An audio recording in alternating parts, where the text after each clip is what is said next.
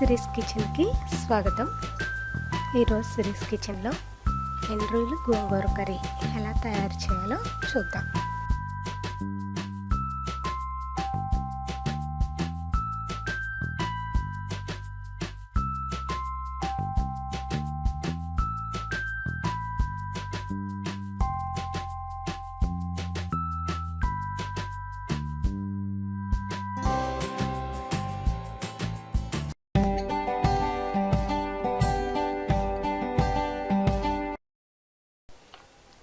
ఇప్పుడు ఎండ్రాయిల్ని తీసుకుని వీడియోలో చూపించిన విధంగా క్లీన్ చేసుకోండి.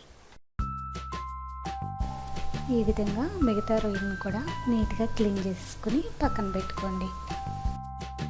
ఈ విధంగా ఒలిచిపెట్టుకున్న ఎండ్రాయిల్ని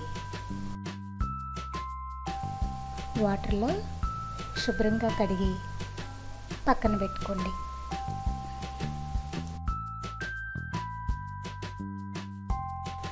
ముందుగా 2 కట్టలు గోంగూరను తీసుకుని శుభ్రంగా కడిగి గోంగూరని ఉడికించుకోవాలి. ఈ విధంగా గోంగూరను ఉడికించి పక్కన పెట్టుకోండి. స్టవ్ పై పాన్ పెట్టి పాన్ వేడైన తర్వాత 2 టీ స్పూన్ల ఆయిల్ వేసి ఆయిల్ని కాగనివ్వండి.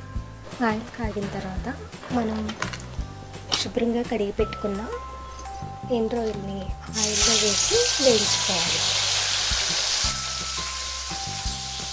ఆయిల్లో వేసి వేయించుకుంటే రొయ్యలు నీసు వాసన రాకుండా ఉంటాయి.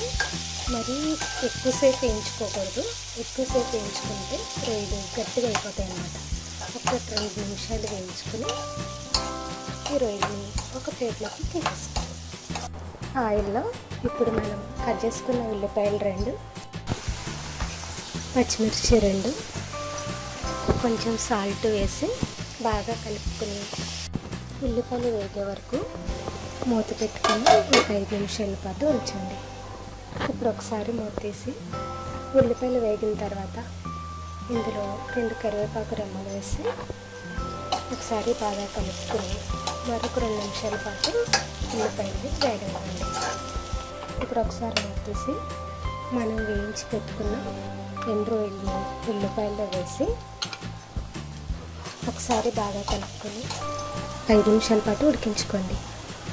ఇప్పుడు ఒకసారి మూత తీసి ఇందులో 1 టీ స్పూన్ కారం, రుచికి తగినంత ఉప్పు వేసి ఇప్పుడు ఒకసారి బాగా కలిపి కారం స్మెల్ పోయే వరకు 1 నిమిషం పాటు ఉంచండి.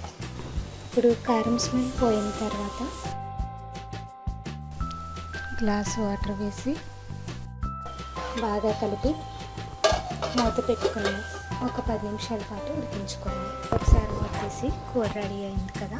ఇందులో మనం ఉడికించి పెట్టుకున్న గోంగూరని వేసుకుని గోంగూర వేసిన తర్వాత ఒకసారి బాగా కలిపి మరొక 2 నిమిషాల పాటు ఉడికించండి.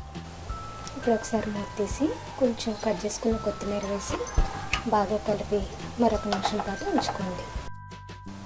ఇప్పుడు ఒకసారి మూత తీసి కూర రెడీ అయింది కదా. ఇప్పుడు స్టవ్ ఆఫ్ చేసుకోండి. అంతే, ఎంతో టేస్టీగా ఉండే ఎండ్రాయిలు గోంగూర కూర రెడీ.